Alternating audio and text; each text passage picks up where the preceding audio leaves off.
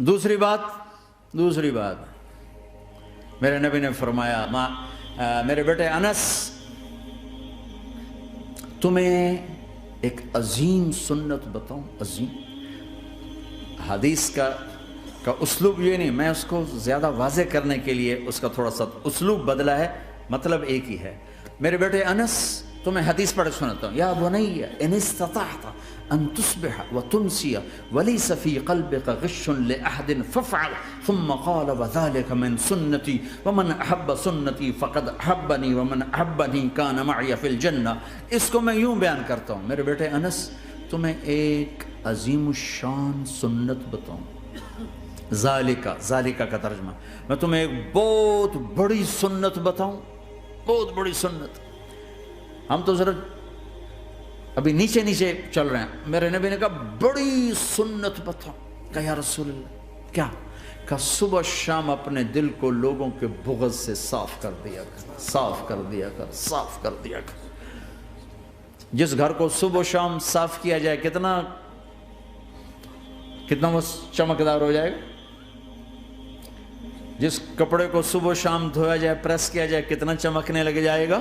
تو دل بھی ایک گھر ہے، دل بھی ایک کپڑا ہے، اس پر داغ لگتے ہیں۔ جب میں کسی کے ساتھ نیگیٹو ہوتا ہوں تو اس کا اثر اس کے دل پہ جاتا ہے۔ تو میرے نبی نے فرمایا بیٹا، چونکہ آندھی بہت زیادہ ہے تو صرف ایک دفعہ جھاڑو دینا کافی نہیں ہوگا، صبح بھی جھاڑو دینا ہے اور شام کو بھی جھاڑو دینا ہے، اور رات کو سونے سے پہلے یہ کہہ کے سویا کرو یا اللہ میں نے سب کو معاف کیا۔ کوئی معافی مانگنے آ جائے تو دیر نہ کرنا، فوراً معاف کرنا، اور تم سے خطا ہو جائے تو معافی مانگنے میں دیر نہ کرنا۔ کوئی تم سے زیادتی ہو جائے تو معافی مانگنے میں دیر نہ کرنا، اور تم پر زیادتی کر کے کوئی معافی مانگنے آ جائے تو معاف کرنے میں دیر نہ کرنا۔ اللہ کی رحمت تمہیں ایسے چھاؤں میں لے لے کے۔ دل کو صاف رکھو، بے حساب جنت میں جاؤ گے، بغیر حساب جنت میں جاؤ گے۔ دلوں کو صاف کرنا سیکھ لو۔ اپنے دل کو جھاڑو سے دیکھو نا، اگر ہم اپنے گھر کو صاف نہیں کریں گے تو کتنا گندا ہو جائے گا، اور صاف کریں گے تو چمکدار ہو جائے گا۔ دل تمہارا گھر ہے، اس کو اللہ نے اپنے لیے پسند کیا ہے، اس کو صاف کرو صبح بھی شام بھی۔ یا اللہ میں کسی سے ناراض نہیں۔ اگر تم اس مجمع میں ایسے لوگ بیٹھے ہو جو کسی سے تم بولتے نہیں ہو، بھائی ہے، دوست ہے، میاں ہے، بیوی ہے، چاچا ہے، بھتیج، آپس میں اگر تم کٹے ہوئے ہو، ہاتھ جوڑتا ہوں، اٹھتے ہی صلح کر لو۔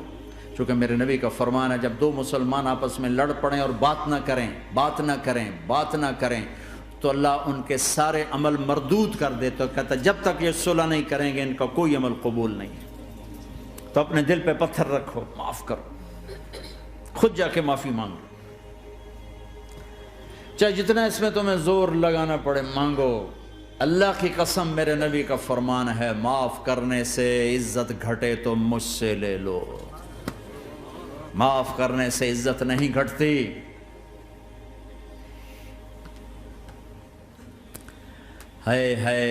ایک بچے نے معافی مانگی اور ماں اس کو کہہ رہی تو اتنا بے غیرت ہو گیا ہے کہ تو نے معافی مانگی۔